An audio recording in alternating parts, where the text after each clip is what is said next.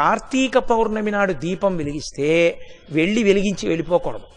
కొవ్వొత్తితో అస్సలు వెలిగించకూడదు దీపాన్ని. ఎందుకంటే అది చచ్చిపోయిన జంతువు యొక్క కొవ్వుతో తయారు చేయబడుతుంది. వెంటనే ఆ దీపం అపవిత్రం అవుతుంది. కాబట్టి కొవ్వొత్తులతో వెలిగించకూడదు, అగ్గిపుల్లతో వెలిగించకూడదు. కార్తీక పౌర్ణమి నాడు సుగంధమైనటువంటి దాంతో, అంటే అగరుపుల్ల వెలిగించుకుని అగరపుల్లతో దీపాన్ని వెలిగించుకోవాలి. వెలిగించి వదిలేయకూడదు.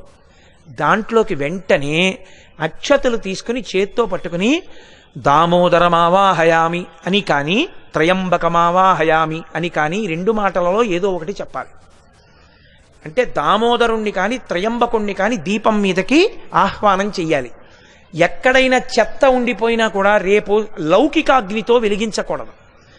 ఈ ఆవాహన చేయబడిన దీపంతో వెలిగించి ఆ దీపం దగ్గర నిలబడి ఒక మాట చెప్పాలి అందరూ. కీటాః పతంగాః మశకాశ్చ విప్రాః